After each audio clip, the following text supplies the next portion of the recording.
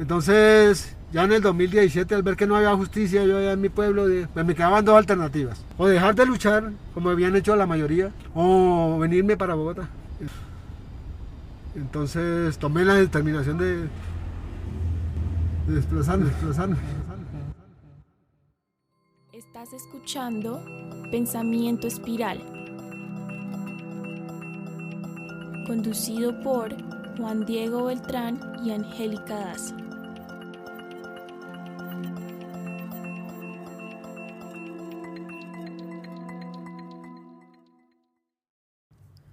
El río Yuma, mejor conocido como río Magdalena, por el nombre que le impuso el colonizador Rodrigo de Bastías en 1501, es la principal arteria fluvial de Colombia y sostiene la vida misma en esta parte del mundo desde tiempos inmemoriales. Sobre sus aguas han cruzado los relatos de los amores imposibles de Fermina Daza y Florentino Ariza. Han viajado las leyendas y cosmogonías de decenas de pueblos indígenas. Se ha diluido la sangre derramada por las inagotables guerras de nuestra historia y han flotado los recuerdos y anhelos de millones de seres humanos que, en diferentes puntos del tiempo, han visto en el río su subsistencia, su razón de ser, su hogar. Y es que la imprescindibilidad del río para el sostenimiento de la vida en esta región no puede ser exagerada. El Yuma da vida a diversos ecosistemas que, consecuentemente, albergan a 150 especies de mamíferos, más de 600 tipos de aves, alrededor de 120 especies de reptiles, otras 50 especies de anfibios y aproximadamente 120 tipos de peces. En cuanto a su flora, se han identificado unas 4.000 especies de plantas vasculares y helechos, muchas de las cuales no existen en ningún otro lugar de la Tierra. Similarmente, la dependencia del ser humano hacia este río es incalculable. Dada su extensión y caudal, se estima que 30 millones de personas dependen directamente de este al habitar en su cuenca hidrográfica. Aunado a esto, es posible argumentar que la totalidad de la población colombiana depende directa o indirectamente del estado del río Yuma, puesto que el 80% del PIB y la actividad económica del país se generan dentro de su cuenca. Sin embargo, en el presente, la capacidad del río de regenerarse y sostener la vida en todas sus formas se ha puesto en juego a causa de la actividad humana, la cual tiene responsables claros y que se puede delimitar y nombrar con claridad al conocer la historia de despojo, neocolonialismo y ecocidio que se esconde tras la construcción de la represa hidroeléctrica del Quimbo. En este episodio de Pensamiento Espiral, compartimos la historia de uno de los habitantes de la cuenca del río Magdalena, el pescador artesanal Orlando Ramírez, quien nos narra con doloroso detalle cómo el capital europeo de las empresas Enel y Emgesa, aunado al absoluto abandono y fracaso del Estado colombiano, lo despojaron de sus tierras, su trabajo y sus derechos humanos en nombre de la construcción de una represa hidroeléctrica. Mi nombre es Orlando Ramírez. Estoy desplazado aquí en Bogotá desde hace 4 años, luego de que me tocó abandonar mi tierra en busca de justicia por el caso de la construcción de la represa hidroeléctrica El Quimbo, allá en el centro del Huila. Yo era un pescador artesanal en el río Magdalena, en la vereda donde construyeron la represa El Quimbo, estas multinacionales. Fui presidente varias veces de los pescadores. Yo desde 15 años antes de llegar la multinacional al territorio, yo ya fui presidente de una asociación que se fundó a raíz de una gigantesca avalancha que hubo en el río Páez en 1994. Se llamó la avalancha del río Páez, que fue a raíz de un sismo que hubo. Entonces fundamos una asociación de pescadores damnificados por la avalancha. Y a mí en el 95 me eligieron como presidente, como unos 90 familias. Antes de la llegada de la empresa al territorio, y hasta un poco más adelante, la pesca fue muy abundante. Nosotros vivíamos muy sabroso, porque allá se cogía sobre todo 2 clases de pescado que eran muy abundantes ahí en el río Magdalena. Era la mojarra y el capaz. Sobre todo el capaz, pues, de una altísima calidad. La mojarra también es buena, pero el capaz es muy apetecido. que es un pescado pulpo y muy delicioso, pues tiene un buen valor. En ese tiempo era buen valor, dígase, 3.000 pesos o 4.000 pesos la libra. Ayer hablé con un compañero, un pescador de ahí de Puerto Seco, me dijeron que estaba a 10.000 pesos la libra, pero no hay, o sea, la construcción de la represa acabó el pescado y no se ha repuesto. En el año 2008, la multinacional italiana Enel llega a Colombia con una promesa de progreso, crecimiento y desarrollo económico para el pueblo colombiano. Su apuesta para lograrlo, construir una represa hidroeléctrica sobre el río Magdalena, la cual impactaría directamente a los municipios de Gigante, Garzón, El Agrado, Altamira, Paicol y Tesalia al sur del Huila. Utilizando como argumentos principales la generación de energía eléctrica confiable, la reactivación del empleo regional a través de la construcción del proyecto y la búsqueda de autosuficiencia energética nacional, Enel y su filial Emgesa solicitaron al gobierno en marzo de 2008 la aprobación de una licencia ambiental para construir la represa. A pesar de que en 1997 el Ministerio de Ambiente había negado la licencia para un proyecto semejante por su impacto social y ambiental, la promesa de inversión extranjera directa probó ser demasiado irresistible para el mandatario de turno, por lo que en mayo de 2009 el gobierno del entonces presidente Álvaro Uribe Vélez otorga la licencia ambiental que autoriza la construcción de la central hidroeléctrica. La construyeron ellos llegaron al territorio en el 2009, 2008, 2009 más o menos, ya en el 2009 ya se hicieron visibles. Y según la licencia ambiental, obviamente, yo creo que eso lo dicen todas las licencias, la empresa tenía que identificar previamente a las personas que iba a afectar, o sea, según el estudio de impacto ambiental, y censarnos para incorporarnos en un proyecto de compensación y de restablecimiento de condiciones de vida. Así lo dice el artículo 10 de la licencia ambiental para el químico, expedida en 2009. Pero la empresa, estas multinacionales, la empresa que figuró allá en los papeles desde un principio se llama Engesa S.A. Pero o sea, es como miembro de un consorcio de multinacionales respaldada por otra más grande que se llama Enel, que es italiana. Ellas las dos figuraban en los documentos. Ellas fueron las que construyeron el Quimbo, o sea, las que recibieron la licencia ambiental del Estado, del Ministerio de Ambiente y Ministerio de Minas y la ANLA, que son los que yo me doy cuenta que entregan el territorio a esas multinacionales y se olvidan de una obligación constitucional que tienen como autoridades de proteger la vida, honra y bienes de los ciudadanos, de exigirles a estas multinacionales respeto por el ordenamiento jurídico y por lo que se comprometen al momento de firmar la licencia, obviamente a cumplir, que las licencias no son una patente de corso, o sea, no son algo para que simplemente como que ellos sí lo toman así. Estas multinacionales firman la licencia, según lo que me di cuenta ya en el Quimbo, con el convencimiento de que no van a cumplir, porque la licencia ambiental eso es una belleza. Al menos yo leo el artículo 10 y ahí está todo previsto de que la empresa tiene que cumplir, mejor dicho, comienza así la elaboración de la licencia. Dice en el artículo 10, dice numeral 1.1, la empresa deberá previamente identificar a todas las comunidades y todas las que vaya a afectar.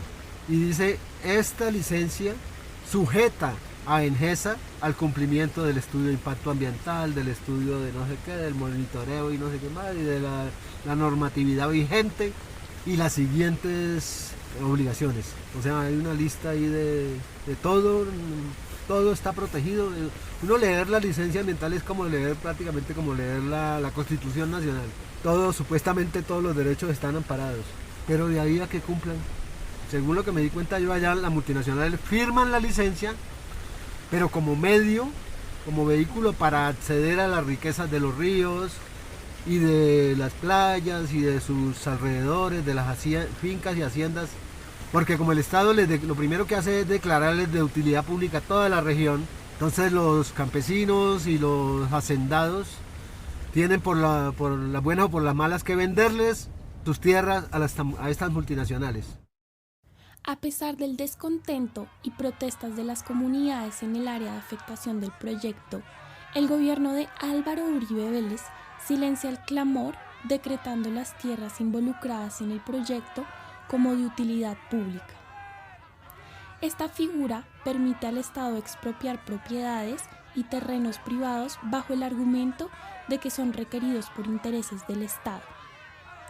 Cabe destacar que la movida del gobierno de Uribe Vélez se gesta anulando el requisito de la consulta previa a los afectados, lo cual hubiera requerido de al menos un año adicional de trámite para avanzar con el proyecto. Paralelo a esto, se denuncia también que la empresa Emgesa no tramitó la debida licencia con la Corporación Autónoma del Alto Magdalena CAM, sino que se dedicó a rebalancear a su favor la opinión pública de los habitantes y políticos de la región con dádivas e incentivos. Estas acciones automáticamente generaron un cisma en las comunidades afectadas.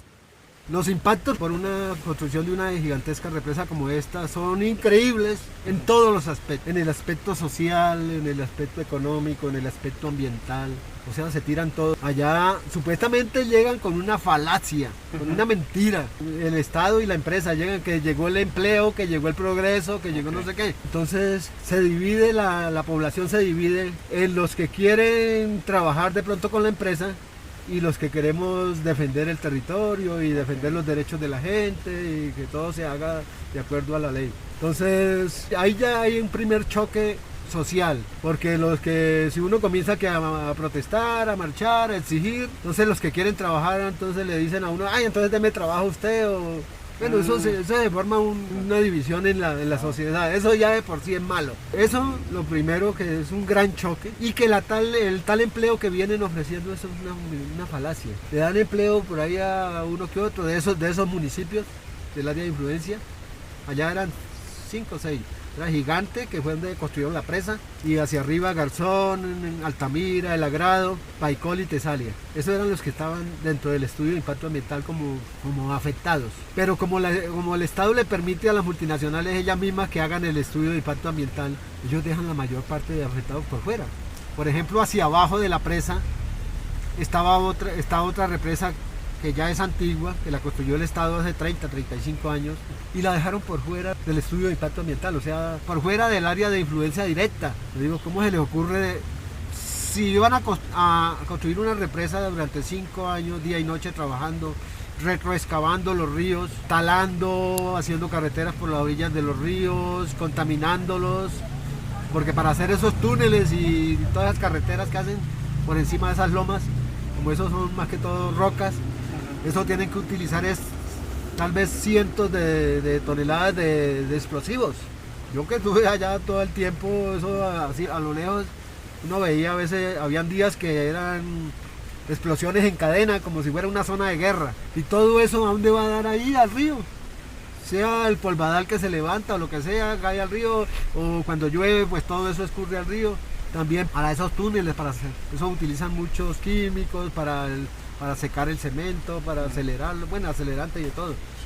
Las maquinarias también se meten al río a retroexcavar día y noche, y le echan aceite, le echan grasa, bueno, de todo.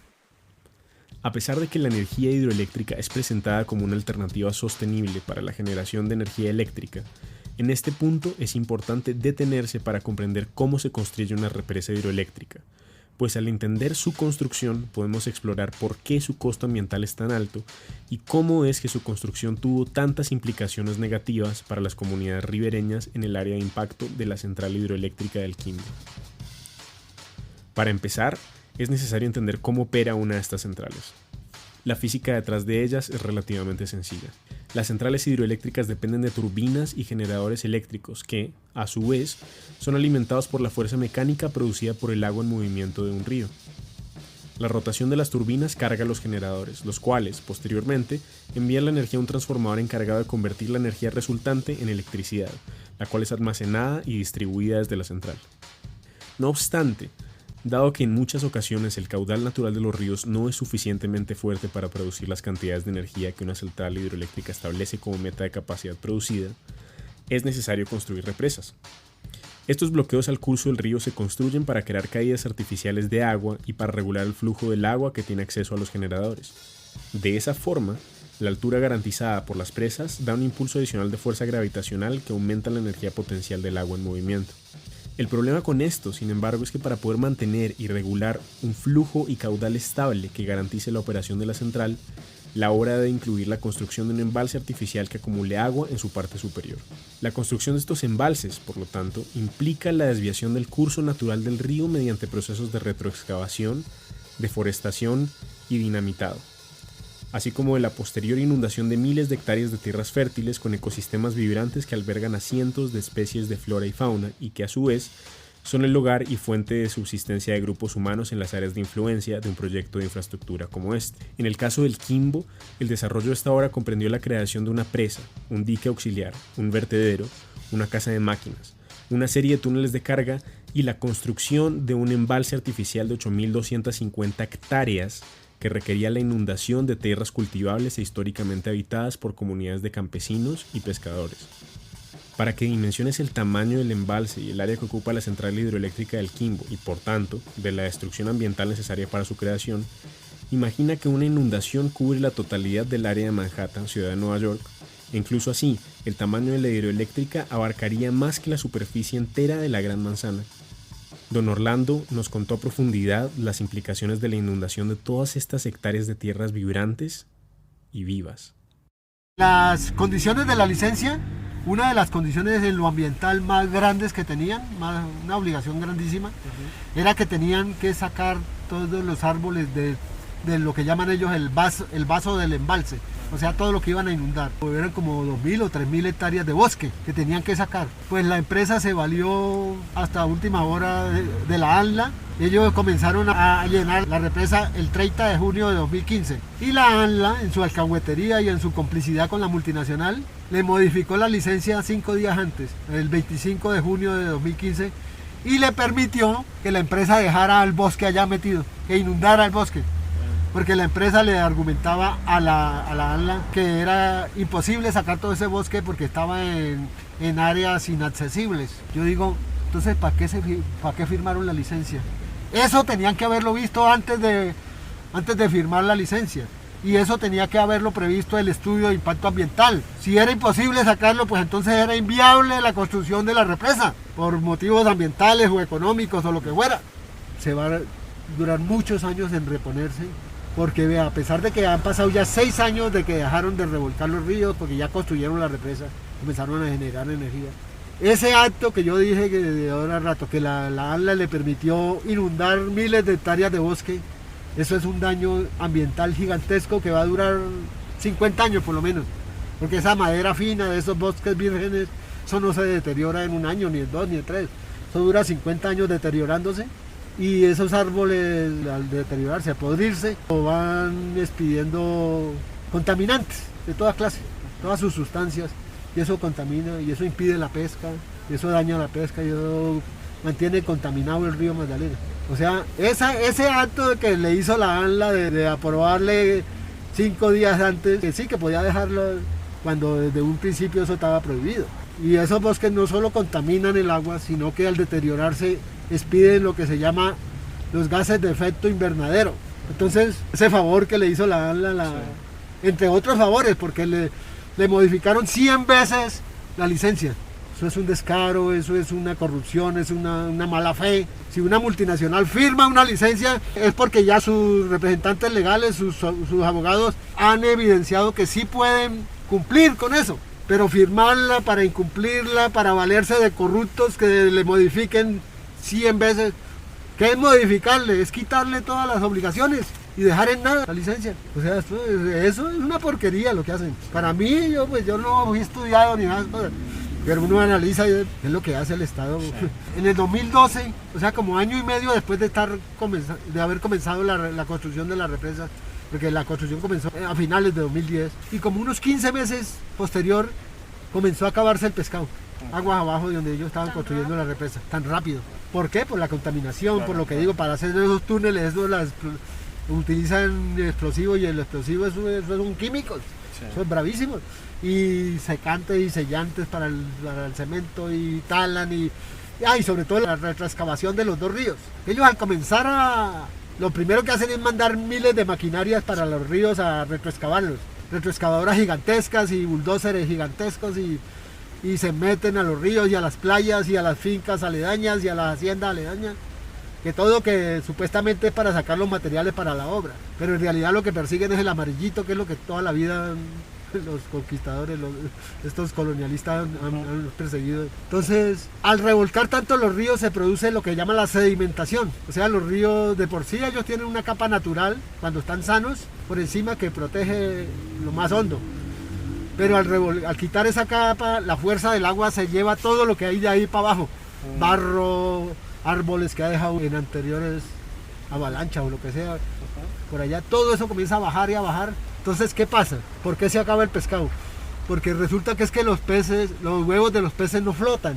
Ellos se van al fondo del río por la gravedad, o los peces los depositan por allá, los pegan. Eso tienen como un pegante, pues ya los pegan en los troncos, claro, o en las piedras del fondo, así sea la hondura que sea. Al bajar tanta cosa, todo eso va quedando sepultado. Entonces, ¿qué reproducción va a haber? Cuando acuerda uno, pues obviamente los peces grandes que hay en ese momento no se van a dejar sepultar, pero el pescador los va cogiendo. Y al no ver reproducción, llega el momento en que dice uno, ¿pero qué se hizo el pescado?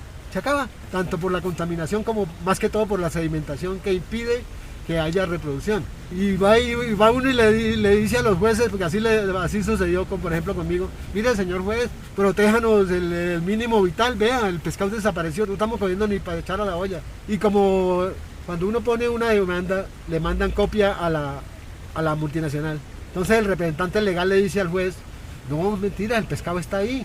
Y además nosotros estamos sembrando más y estamos monitoreando la calidad del agua y estamos no sé qué y no sé qué más. Entonces el juez en el fallo le dice a uno exactamente eso: no, que el pescado está ahí, que la empresa está monitoreando y está sembrando. En un río así súper contaminado y súper sedimentado pueden sembrar millones de alevinos, pero ¿de qué se van a alimentar si todo lo que está bajando es materia inerte?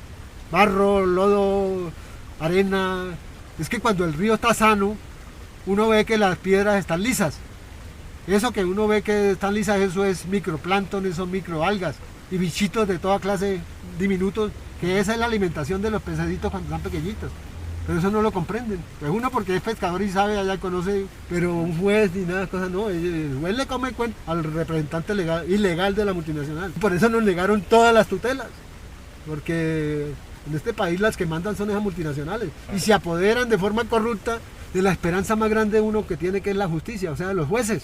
Con la irremediable llegada de Enel y la inevitable construcción de la central hidroeléctrica del Quimbo, no pasa mucho tiempo antes de que la vida de don Orlando cambie drásticamente y lo lleve en un largo camino de resistencia pacífica para reivindicar sus derechos y los de toda su comunidad. Bueno, en cuanto a la lucha, en el 2012 comenzó a acabarse el pescado, pero como yo tenía unos cultivos por allá en el río, no tenía escritura, pero yo era, o sea, por ahí en las orillas del río. Aguanté hasta 2015, participando en marchas, en protestas, protestándole allá con carteles allá en la entrada de la empresa, bueno, haciendo todo lo que podía por concientizar a la empresa y pidiéndole que me incorporara en el proyecto de restablecimiento de condiciones de vida, haciéndole el reclamo de por qué me había dejado por fuera del censo si yo era un habitante de más de 20 años ahí. No, la empresa nunca me contestó por qué me había dejado por fuera del censo, sino que me contestaban, no, que el censo ya se acabó hace tiempo y que con los resultados de ese censo hicimos una escritura pública en una notaría, entonces por lo tanto el censo es inmodificable. Oye, pero ¿cómo que inmodificable? Entonces, como que dice, el que dejamos por fuera de malas, ábrase. Claro. Bueno, entonces yo aguanté desde 2012 que comenzó a acabarse el pescado, aguanté hasta 2015, porque yo tenía unos cultivos ahí, tenía una hectárea sembrada en plátano y otra hectárea en guanábana. Pero una vez me pusieron demanda por allá en un pueblo que se llama Yaguará, que por invasión.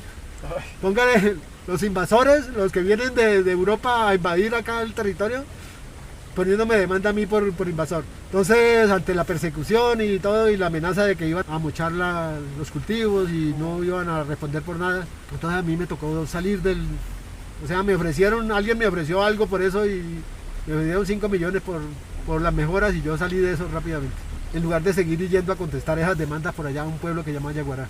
Entonces, en el 2015, pues yo ya qué más hacía y ya no se cogía pescado porque la escasez fue aumentando. Más escaso, y ya no, al último en el 2015 no se cogía pescado ni para echar a la olla a veces.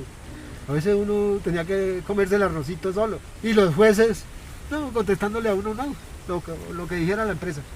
Entonces al no ver esperanza yo dije, pero yo qué más hago en el río. Entonces tomé la determinación de salir como desplazado en el 2015. Y avisé a la autoridad, a la alcaldía y a la personería que salía como desplazado. Y me fui para el parque de mi pueblo, ahí gigante.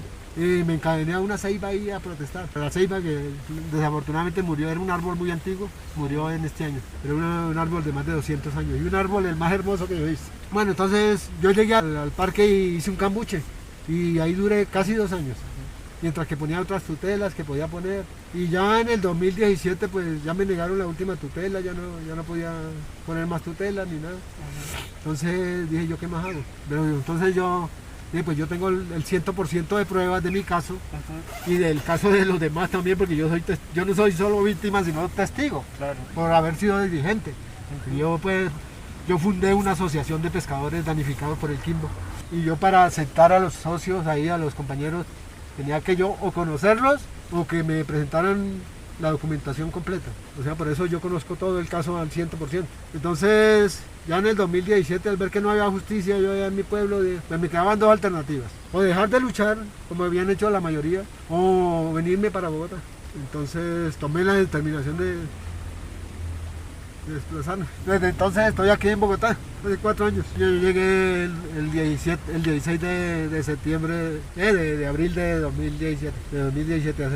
O sea, en abril pasado hizo 4 años que llegué yo acá a Bogotá. Yo llegué como desplazado y como a los 10 días de haber llegado, me fui para la personería de acá de Bogotá. Y les dije que iba a brindar mi declaración como desplazado. Y me dijeron, me asignaron ahí en la personería supuestamente una doctora de Derechos Humanos. Me hizo entrar a la oficina y me dijo, siéntese, y me dijo su nombre y su número de cédula y qué grupo armado lo desplazó. Le dije, no doctora, un grupo armado no, una multinacional que construyó una represa en mi tierra. Me dijo, no, entonces no me puede hacer nada. Le dije, ¿cómo así?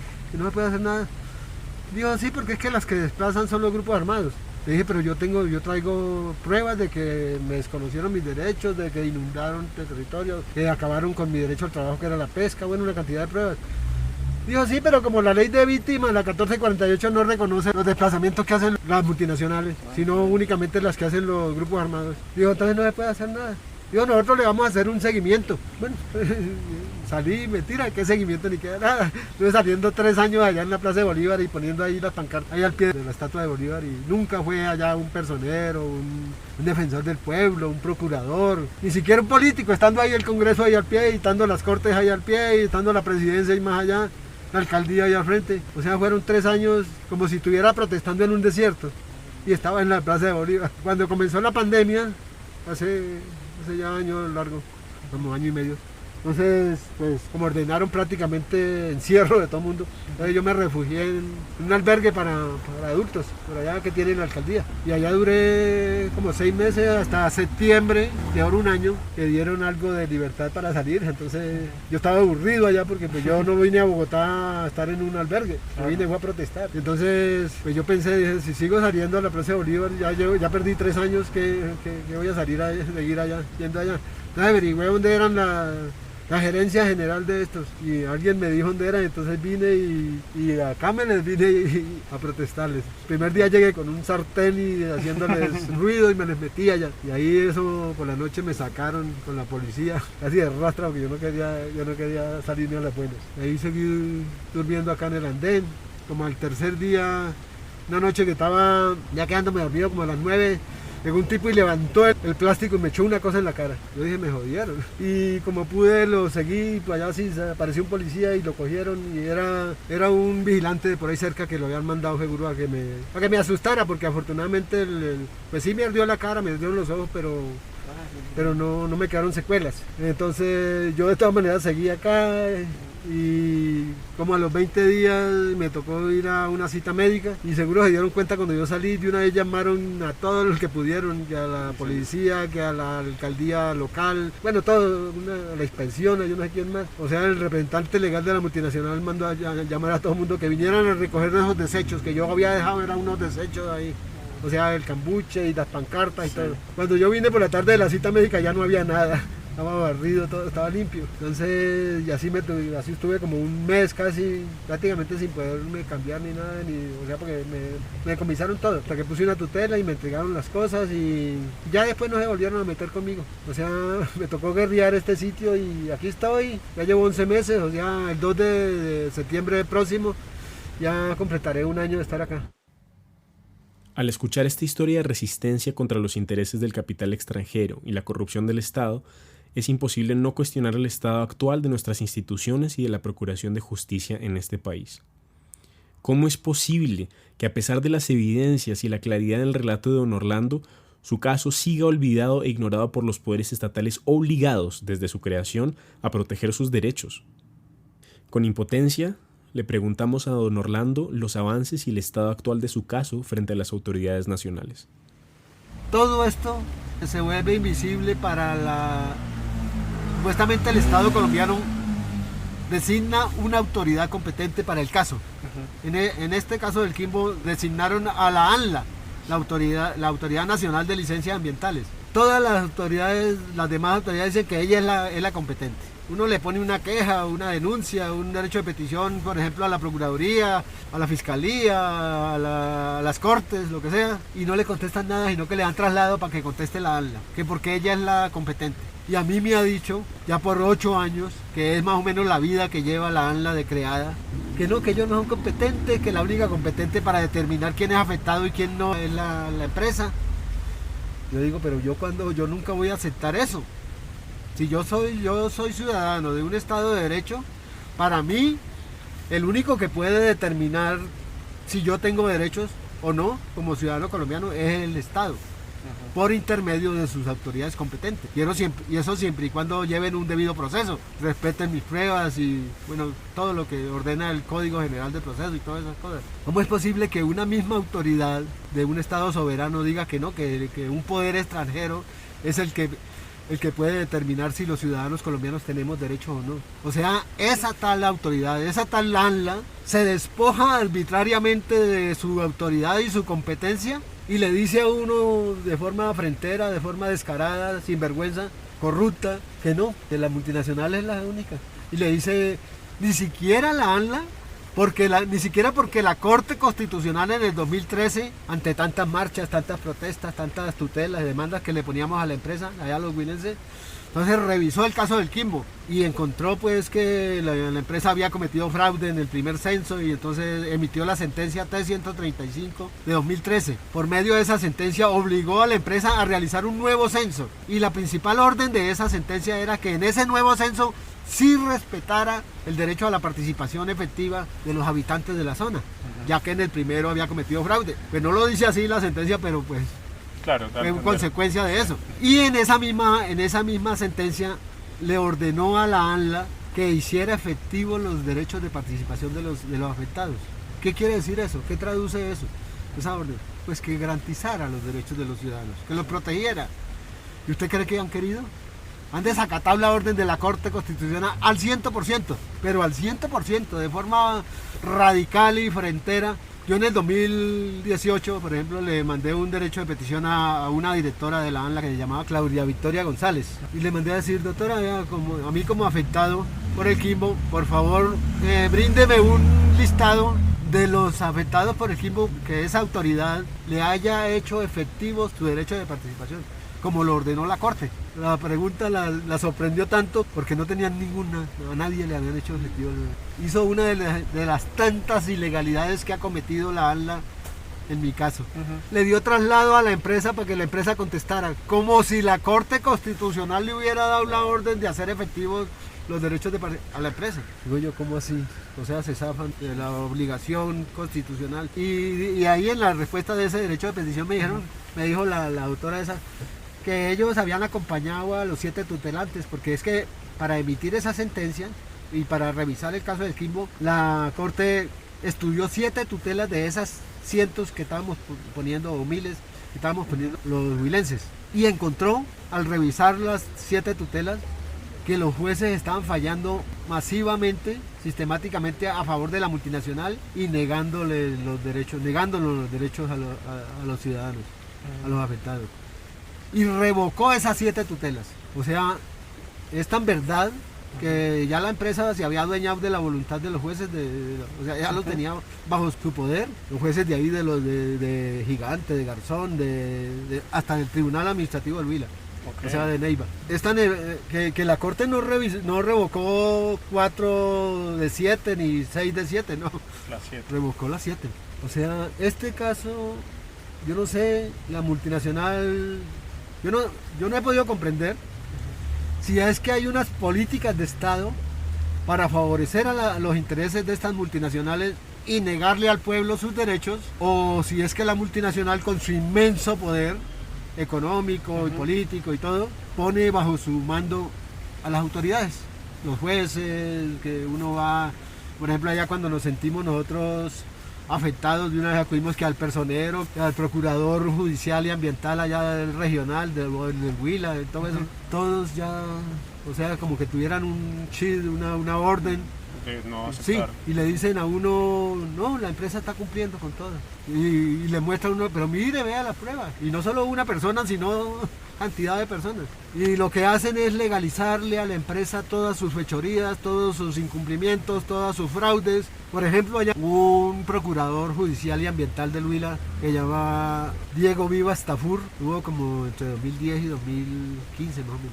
14, sí. Le hizo, como digo yo, la Corte, el Departamento Administrativo de Estadísticas DANE, la Contraloría General de la República estudiaron el censo, ante tanta protesta y tanta vaina, estudiaron el censo que hizo la empresa inicialmente, o sea, el que la obligaba a la licencia ambiental, a identificar a todas las personas, y encontraron, por ejemplo, el DANE encontró que la empresa había utilizado metodologías que llevaban irremediablemente a errores en el censo, que había dejado áreas sin censar, y lo mismo pasó con la Contraloría y otras autoridades allá del Huila.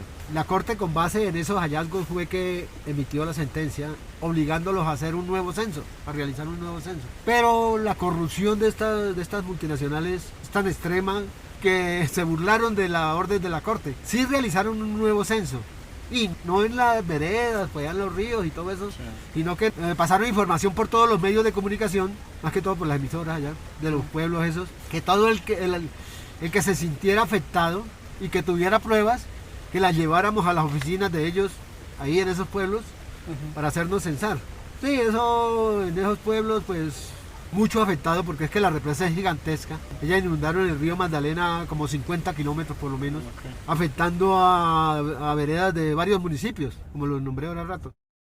Como bien explicado en Orlando, en 2014 la Corte Constitucional, en su fallo T-135-13, ordena a la empresa EMGESA a repetir el censo de la población afectada en el marco de la construcción de la hidroeléctrica, para de esa forma incluirlos en el programa de indemnización y reasentamiento.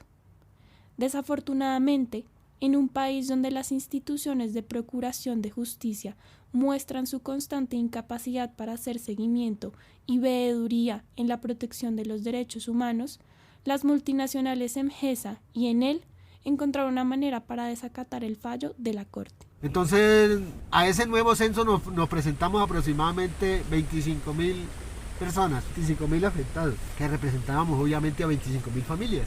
Y cada uno llevando sus pruebas y haciéndose allá censar. Y este señor, o sea, la Corte evidenció y las otras autoridades evidenciaron que cometió fraude. Y este procurador Diego Vivas Tafur, en lugar de exigirle a la empresa o mirar el censo a ver si había quedado bien hecho o no, o si había censado, o sea, y desoyendo todo el clamor y toda la...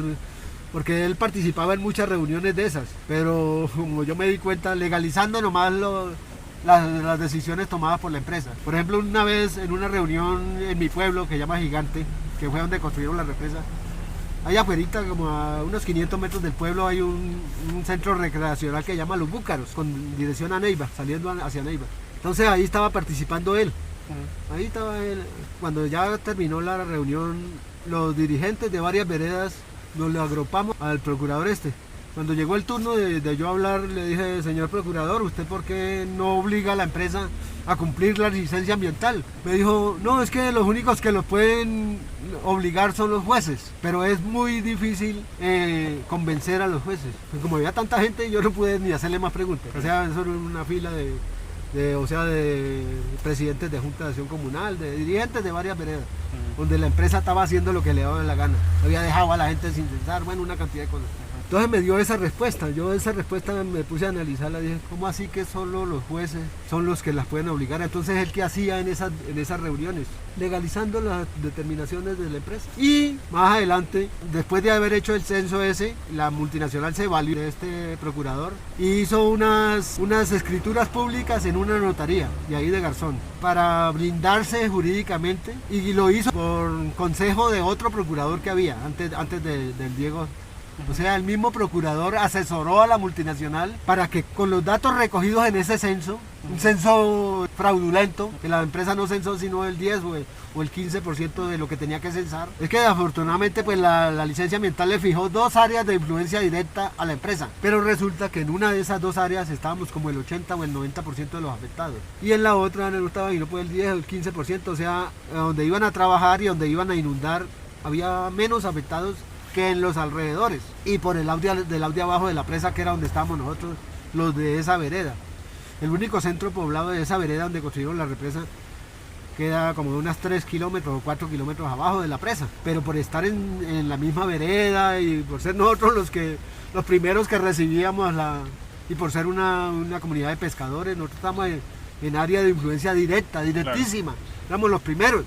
Y según la licencia ambiental tenía que censarnos a todos, pero la empresa se inventó que, como decir, antes del censo, como un mes antes, mandó unos representantes ahí a mi vereda. Entonces le dijo al presidente que reuniera que iban a mandar un censador al sitio a censar a los pescadores, pero que no a todos, sino únicamente a los que pescaran hacia arriba, hacia la otra área, o sea, donde ellos iban a construir la presa e iban a inundar. Que porque según la empresa, los únicos que iban a resultar afectados eran los que pescaran hacia esa área.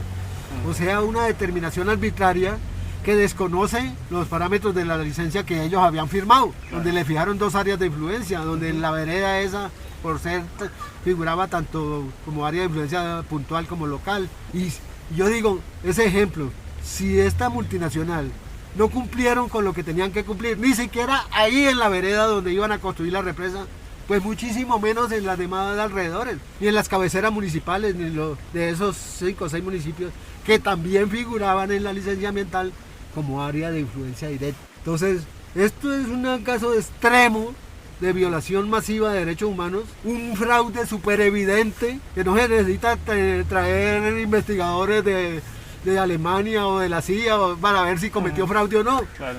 Y no, para ellos ha sido invisible el fraude. Claro. No, uno les dice, mire las pruebas, no, nosotros le hemos estado haciendo un seguimiento y control a la empresa, y la empresa ha venido cumpliendo con todo. Qué desgracia tan grande que así funcionen unas autoridades de un Estado soberano, de un Estado supuestamente de derecho. Este es el drama que estoy viviendo yo hace ya pues como 10 años, justicia y nada. Don Orlando nos cuenta también acerca de algunos actores políticos de peso en el aparato estatal que han buscado intervenir a favor de las comunidades afectadas. Sus esfuerzos, sin embargo, tampoco han rendido frutos.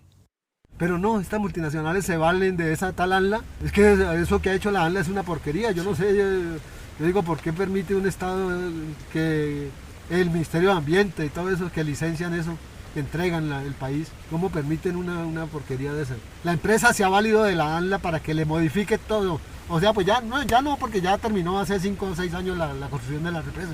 Pero dicen, y bueno, yo he leído algunos documentos, inclusive el exgobernador del Huila, Carlos Julio González Villa, que estuvo entre 2016 y 2020 de gobernador, él trajo ahí unas peticiones a la ANLA. Yo fui y me colé en esa reunión. Trajo 30 peticiones, donde le decía, por ejemplo, a la doctora Claudia Victoria González que obligara a la empresa como autoridad competente a todos esos incumplimientos que él traía ahí, como vocero de la mesa interinstitucional para la defensa del territorio y como gobernador. Él vino en esa calidad. ¿Usted cree que la ANLA le concedió aunque fuera una de esas peticiones? Como si el gobernador hubiera venido a pedirle algo ilegal, que hiciera algo ilegal. No, le vino a pedir fue lo primero justicia ya, porque también le hacía peticiones para que obligara a la empresa a compensar a la gente como estaba previsto en la licencia. Bueno, una cantidad de cosas. Pero la empresa ha actuado en connivencia, en complicidad total. Entre esos dos nos aplastaron, nos negaron los derechos, depredaron, saquearon, violaron derechos humanos allá y todo consiguen impunidad gracias a la ANLA. La ANLA y otros, ¿no? Otros, porque como digo, los procuradores judiciales y ambientales allá no han servido sino para legalizarle a la empresa.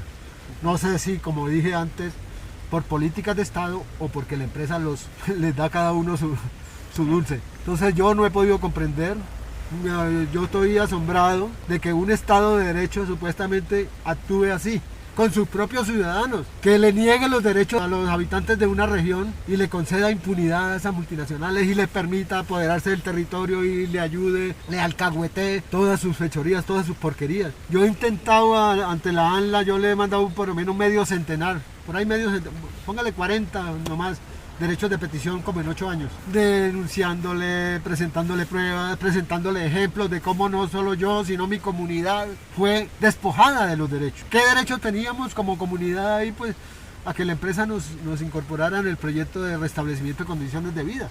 Obviamente porque nosotros íbamos a ser los primeros afectados. La ANLA se niega radicalmente, con diferentes respuestas evasivas, pero sin ningún sustento legal ni mucho menos jurídico, que ellos no son competentes, que la única competente es la empresa, que ellos bajo ningún aspecto están obligados a exigirle algo a la empresa. O sea, se contradicen. Dicen que son competentes para hacerle un control y seguimiento, pero más adelante, en otras páginas más adelante, dicen que bajo ningún aspecto, o sea, lo ven es como unos dioses. Lo que yo digo, actúan no como autoridades de un Estado competente, sino que actúan es como súbditos de esta gente, como vasallos, y nos joden a todos. Porque yo viviendo una vida indigna como esta, ellos saben que yo estoy aquí, la ANLA sabe, porque ellos actúan en connivencia con la multinacional. Lo primero que hizo la multinacional hace 11 meses que yo llegué aquí fue llamarlos y decirles que yo había llegado aquí a protestarles aquí a frente de ellos. Y la ANLA lo único que ha servido es para hacerle notario de las actuaciones de la multinacional. Le hacen un control o sea, lo que yo les he dicho a veces en derechos de petición, que ya me salta la piedra. Ustedes lo único que le han hecho es notariado y registro de todo lo que hace la multinacional, las fechorías que comete la multinacional. Son unos cómplices pero totales. Para mí son unos desgraciados que han dañado la vida no solo mía y no mucho, de mucha gente allá. Porque es que nos robaron la compensación de forma descarada, diciéndonos de una área de influencia que como no estábamos en la otra, que no teníamos derecho. Un fraude más evidente para dónde. Y la ANLA, vea. Y el Ministerio de Ambiente voltean a mirar también para otro lado. Supuestamente el Ministerio de Ambiente fue el que redactó la licencia ambiental. Y sabe que la empresa incumplió la licencia. No porque lo dividiéramos los afectados, sino porque la misma Contraloría en el 2013, como les dije, les mandó los hallazgos. Y dice la Constitución que los hallazgos de la Contraloría tendrán peso probatorio ante jueces y fiscales. ¿Y usted cree que hicieron algo para obligar a la empresa a cumplir? Todo eso que el Ministerio de Ambiente, el Ministerio de Ambiente no se debería llamar Ministerio de Ambiente y Desarrollo Sostenible, sino Ministerio de Medio Ambiente y Desarrollo Insostenible, para mí, porque es una porquería lo que hacen. ¿Cómo es que les van a permitir a estas multinacionales violar los derechos humanos, depredar, saquear, y los ciudadanos le presentamos las pruebas y ellos silencio? Por ejemplo, yo ya me aburrí. Por ejemplo, hace como unos 4 años yo nunca le volví a mandar derechos de petición o copias al Ministerio de Ambiente, porque ¿para qué? Nunca contestan nada, ni le dicen a uno si esas pruebas son legales, si son ilegales, si son incompletas, si son suficientes, nada, o si es verdad lo que uno le está diciendo, o si es que uno está mintiendo, lo que sea. No contestan una palabra, le dan traslado para que conteste la ANLA. O sea, hay una complicidad ahí entre todo eso, y entre todos pues nos aplastan, nos joden, o sea, allá le robaron la compensación a miles de personas. Pero como digo, no solo la multinacional. Si los huilenses hubiéramos tenido que haber peleado solo contra la multinacional, o haberle exigido solo a la multinacional, nosotros le habíamos ganado, porque allá luchamos como 4 o 5 años, entre 2008, 2009 hasta 2014 más o menos. Pero ya en el 2015 los dirigentes llamaban a una marcha, a una protesta, y salíamos por ahí 50 personas. después de que al principio salíamos 5.000, 10.000 personas y veníamos a Neiva a marchar y todo eso. La gente se va aburriendo y va reconociendo que en realidad es como casi imposible luchar contra esa gente súper poderosa y súper corrupta, porque actuaron con una corrupción espantosa. De por sí, firmar una licencia ambiental sujetándose, como dice la licencia, lo dice la presente licencia ambiental, sujeta a ENGESA, o sea que la obliga, la amarra. Sí, claro. Firmar una licencia ambiental sujetándose a cumplir para después incumplir con el fin de enriquecerse más ilícitamente, eso ya de por sí es un acto de corrupción gigantesco. Y todos los que se derivaron de ahí para allá. Yo a la ANLA le he tratado de denunciar que ha muerto gente de hambre, de sufrimiento extremo, esperando una compensación a la que tenían derecho, porque sus pruebas me consta. En varios casos, porque como yo era dirigente, yo conocí los documentos de muchas personas y ahí donde estuve protestando en el Gigante, ahí en el parque como 2 años, también conocí varios casos de gente que ha muerto, los más viejos, los más vulnerables han ido muriendo esperando una compensación a la que tenían derecho, pero que la multinacional les la negó de forma arbitraria, de forma corrupta, con la complicidad del mismo supuesto, lo que uno llama Estado. Entonces este caso sí que es gigantesco de maldad, de corrupción, no solo de la multinacional, sino del Estado también, lo que uno llama el Estado. A pesar de que la energía hidroeléctrica es presentada como una alternativa sostenible por su baja cantidad de emisiones de dióxido de carbono, el relato de Don Orlando nos lleva a cuestionar las falaces promesas de progreso y sostenibilidad que hacen las empresas multinacionales encargadas de la construcción y operación de estas centrales. Don Orlando nos comparte una importante reflexión frente a la futura construcción de represas en el territorio colombiano, una reflexión necesaria que va dirigida a todas aquellas personas que defienden las supuestas mieles de la energía hidroeléctrica. Pues supuestamente el Estado lo hace por la energía. Pero como digo yo, si ya hay otras alternativas, pero es que así fuera por la energía y tuviera la razón el Estado de que tiene que suministrar energía al país, eso no lo exime de proteger el medio ambiente, de exigirle a estas multinacionales que respeten allá los derechos de la gente, o sea, no puede que porque tiene que construir una represa entregarle el país a esta multinacional. Eso ya para mí es algo que no debería volver a suceder, por eso yo digo en las pancartas no más represas. ¿Cómo así que el mismo Estado está fomentando el desplazamiento de los campesinos a las ciudades, a las grandes ciudades? Al entregarle por las buenas o por las malas las mejores tierras, las tierras fértiles, las tierras que están al pie de los ríos a estas multinacionales. ¿Que por qué van a construir una represa? Ya en Colombia hay demasiadas represas. Y si falta energía, para eso ya las energías alternativas, las energías limpias, verdaderamente limpias, ya están inventadas hace 30, 40 años. Y de pronto hace 30 o 40 años eran inaccesibles económicamente para muchos países, pero yo he leído informes de que esas tecnologías ya están al mismo nivel de cualquier otra. Pero las multinacionales, estas, no le invierten tanto a esa tecnología limpia, aunque ya le están invirtiendo por muchas facilidades que da el Estado y todo, pero prefieren más bien construir represas, gigantescas represas, porque es que el negocio es redondo para ellos, para las multinacionales. El Estado les declara de utilidad pública, como digo, se hacen a las tierras, las mejores tierras, por las buenas o por las malas, y por lo que ellos digan. O sea, allí no hay alternativa. O el finquero, el hacendado le vende por lo que la empresa haga las cuentas y diga su finca vale tanto, y si no le vende, pues el Estado los expropian y les depositan cualquier chichiguapa ahí o lo que diga el Agustín Codazzi, les depositan en un banco y ellos verán si reclaman o no. Por eso yo digo, a mí me asombra que hay algunos que dicen no, que la generación de energía eléctrica es una de las más, hidroeléctrica es una de las más limpias. Mentira. Eso es de lo más sucio que puede haber en todos los aspectos, en el aspecto social, económico, ambiental. De acuerdo con la historia, el periodo al que llamamos colonización culminó en nuestra región hace casi 200 años con las guerras de independencia que se libraron en el continente americano. Según nos cuenta la historia, la redacción y promulgación de constituciones políticas basadas en los principios de soberanía y la libre determinación de los pueblos puso fin a ese oscuro periodo de despojo, explotación y sometimiento en el que las potencias extranjeras llegaban a los territorios del sur global a imponer su voluntad. La colonización terminó, nos repetimos. Dejen de llorar por el pasado, nos repiten las voces de mayor privilegio en nuestras sociedades desiguales. Escuchemos el testimonio y las advertencias de don Orlando y preguntémonos si, en efecto, la colonización llegó a su fin, o si el poder económico de las multinacionales nos ha sometido a nuevos procesos de neocolonialismo. Porque allá, supuestamente el Quimbo, que son como entre 10.000 y 15.000 hectáreas que compraron, a las malas así, supuestamente el Quimbo es de Colombia, pero hay una cosa que no cuadra. O sea, supuestamente es de Colombia y se la tiene concesionada a estas multinacionales por 50 años. Pero yo digo, si verdaderamente fuera de Colombia, entonces esas 10.000 o 15.000 hectáreas tenían que figurar a nombre de Colombia, o sea, del Ministerio de Agricultura o del Ministerio de Ambiente o cualquiera de ellos, de la que fuera, pero de acá de Colombia. No, esas tierras ya están a nombre de Engesa, SASP, es una multinacional española, que ya le pertenece, parece, a esos italianos. Y al Estado italiano, porque como que el Estado italiano tiene acciones en Enel. Entonces, la construcción de esas grandes represas prácticamente no es tanto una decisión del Estado colombiano, sino es una imposición del capitalismo transnacional. ¿Para qué? Para colonizar estos países, colonizar las mejores tierras, apoderarse.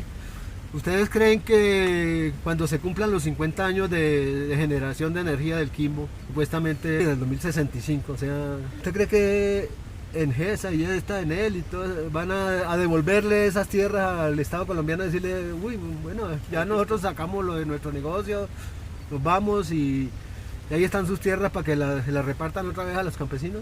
Eso es una colonia ya establecida de ellos. ¿Por qué? Porque esas multinacionales sí saben, y esos países de por allá. Por el cambio climático, las tierras para agricultura, entre más pasen las décadas, entre unas 2, 3 décadas, 4, van a ser muy escasas por la temperatura que va a haber de 2, 3 grados más. Entonces, ¿cuáles son las tierras que más van a valer dentro de 30, 40, 50 años?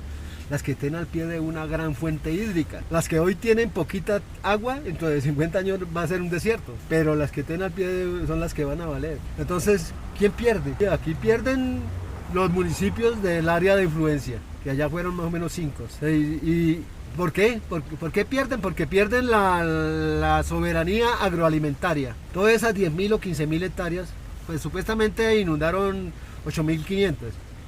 Pero depredaron otras tantas y las saquearon y las compraron. O sea, ellos compran lo que les dé la gana porque lo primero tienen toda la plata del mundo.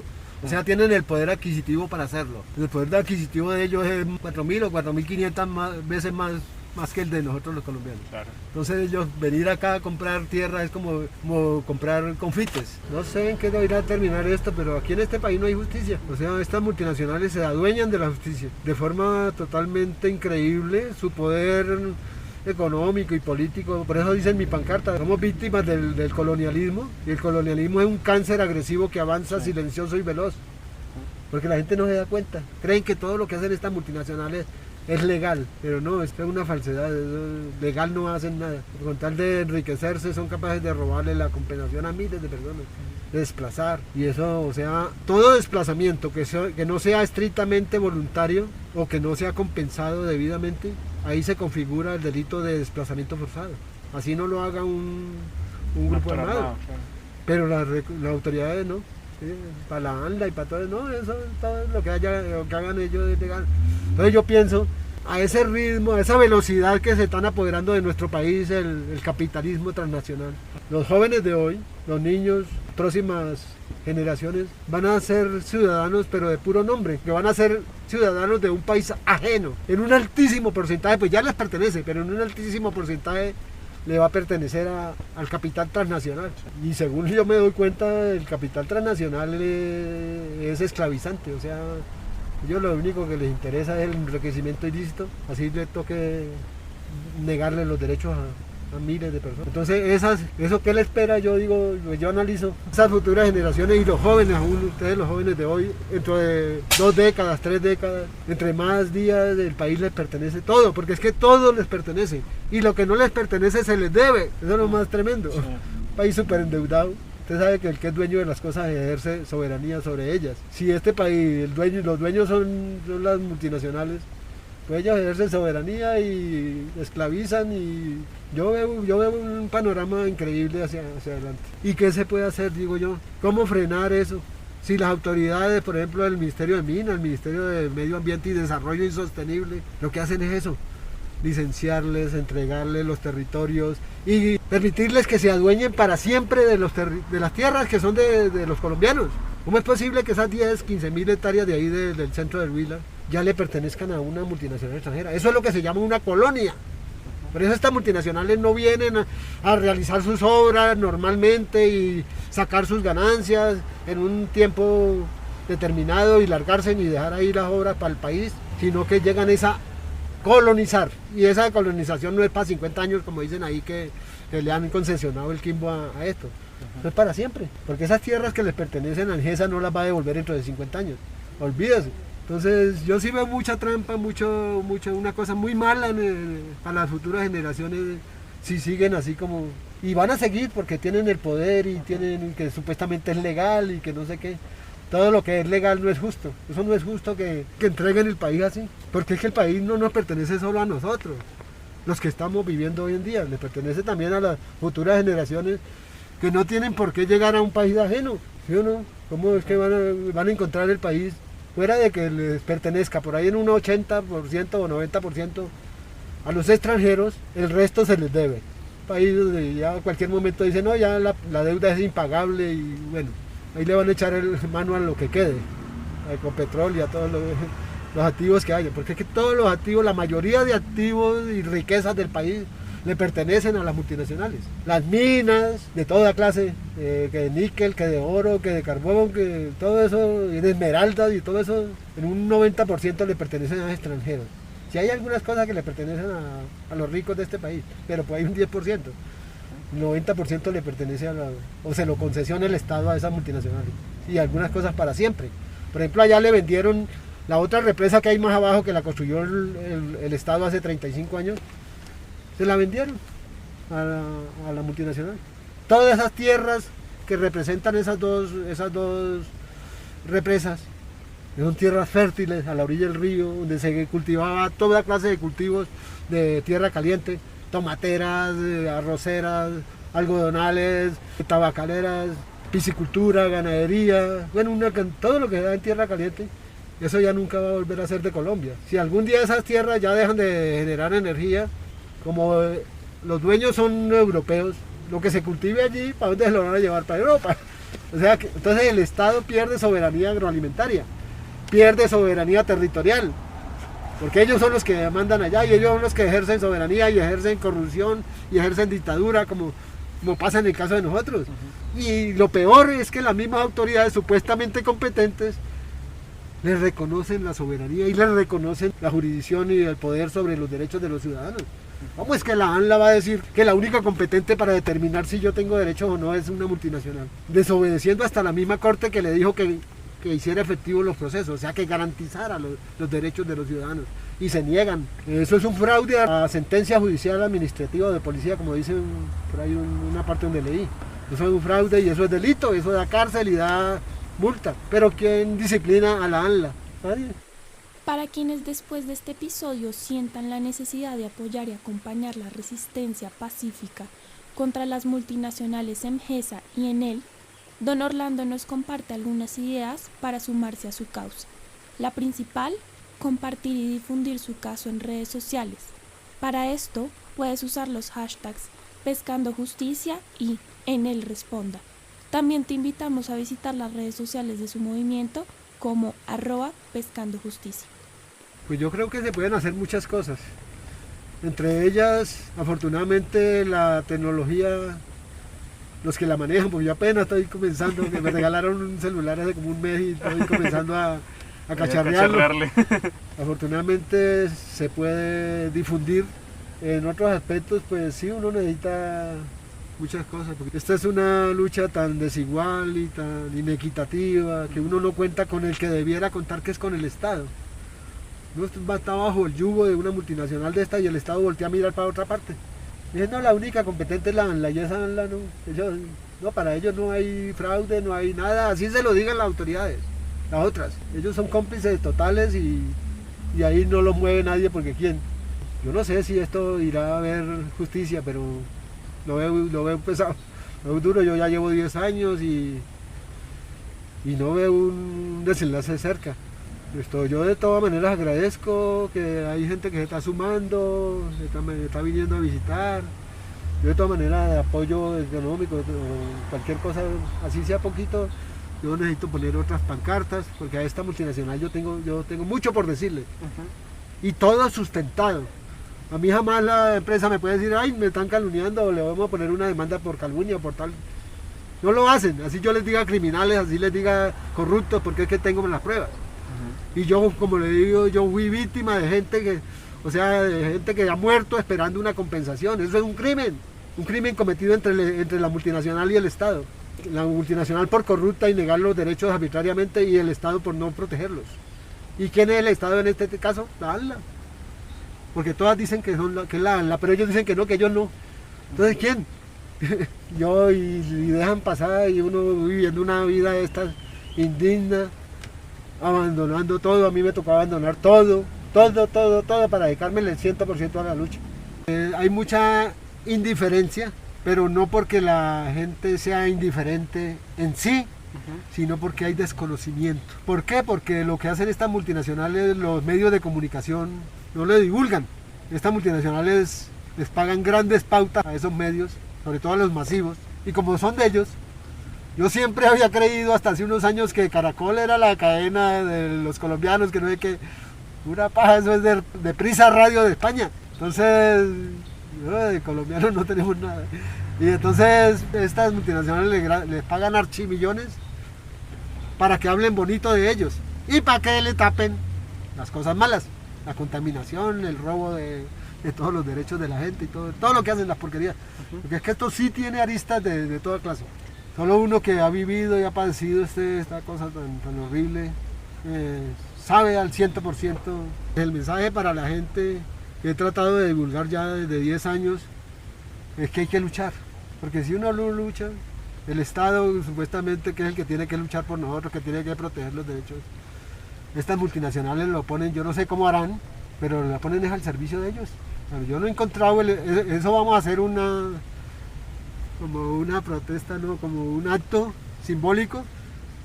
Vamos a ir dentro de unos 8 días a la Plaza de Bolívar. Yo voy a buscar con lupa el Estado de Derecho, que no lo he podido encontrar ya en 10 años. Voy a preguntarle a las personas, a un policía, a un soldado, a ver si me dicen dónde encuentro el Estado de Derecho, a ver qué me contestan. Y o sea, vamos a hacer como estamos con la idea de la vaina en las redes sociales, entonces queremos hacer entre todas las cosas que tenemos pensadas inicialmente, pues para subir la información a la gente y todo, que conozcan el caso y todo. Eso lo vamos a hacer de aquí a 8 días con un muchacho peruano que me está ayudando y otros. Invito a la gente a luchar, porque es que si no luchamos es como colaborar con esta cosa que colabore la ANLA con las multinacionales, pero nosotros como colombianos no debemos conectar con eso. Nunca aceptar eso. Yo por lo menos no lo acepto. Y sobre todo que ¿por quién lo hacemos? No solo por nosotros, sino por nuestros hijos, nietos y las próximas generaciones que van a llegar desafortunadamente, como lo digo, según mi análisis, yo no sé si tendré la razón o no, a un país ajeno. Y cuando uno está en algo ajeno, como cuando uno llega por ahí de caridad a arrimarse a alguna casa, es hasta cuando lo dejen estar ahí, ¿sí o no? Así va a pasar porque es que, eso le pertenece todo. Yo he analizado, digo, todo, las finanzas, los medios, la energía, en todas sus variables, todo eso es de extranjeros. Los servicios, ahora se están adueñando de la fuerza de los ríos. Los que tienen planeado, yo supe como hace año y medio que unos ambientalistas me invitaron a un foro en el Marrio, que tienen planeado construir 17 represas. Yo digo, pero ¿cómo es posible que vayan a construir 17 represas? ¿Cuántas decenas de miles de campesinos van a desplazar? ¿Cuánto territorio fértil van a inundar? Esas tierras van a quedar ajenas porque esas multinacionales compran y ya eso les pertenece a ellos para siempre. Y sobre todo si el país las necesitara, pues decía, bueno, vale, sí es que se necesitan. Pero no, esos grandes megaproyectos, esos son impuestos desde el exterior. que por la OCDE, que por el Banco Mundial, pero que por todas que manejan el mundo. O sea, son impuestos acá. No es que el país lo necesite. Si hacen esas 17 represas, es para poner Río Magdalena al servicio del capital transnacional, lo primero. ¿Y por dónde van a sacar? Van a romper el tapón del Darién para llevar esa energía a vendérsela a Centroamérica. ¿Y para quién es esa plata? Si fuera para el Estado, pues decía uno, bueno, es que es para el Estado. Pero no, eso es para el capital transnacional. Y ahí está el ejemplo del Quimbo. Así por eso dice una pancarta allí de la mía. El Quimbo le genera más de 1.000 millones diarios a estas multinacionales. Por 50 años que los tienen concesionados. A costa del desplazamiento, de la negación de derechos, mejor dicho, de tirarse todo. Como digo, hay mucha indiferencia, pero no porque la gente sea indiferente en sí, sino porque no hay información. O sea, todo esto lo ocultan. Entre el Estado y la multinacional le ocultan esto. Y tergiversan y dicen que no, que llegó el progreso. Pero ¿cuál progreso y para quién? En la carrera 14 con 93, frente a un edificio impersonal y alienante, don Orlando resiste dentro de un cambuche hecho de retazos de madera y plástico. No le pide nada regalado a nadie, solo exige lo que la ley le promete a todos los seres humanos, la protección de sus derechos. Contra la lluvia, el frío o el viento, don Orlando resiste. Contra la soledad y la indiferencia, don Orlando resiste. Contra la injusticia de un sistema roto, don Orlando resiste. Contra la huella voraz de la colonización, don Orlando resiste. Contra la corrupción del Estado, don Orlando resiste.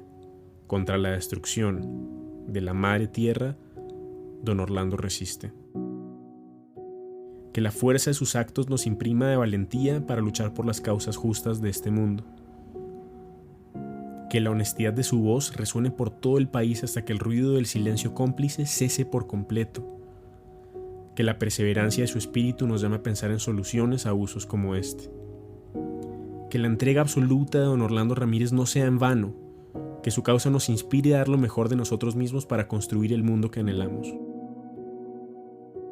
Si tras escuchar esta historia, al igual que nosotros, sientes que la lucha de don Orlando Ramírez no es solo por su comunidad, sino por todos los seres vivos, te invitamos a visitar las redes sociales de su movimiento @pescandojusticia. También puedes ir a visitarlo para explorar más formas de apoyar su resistencia pacífica.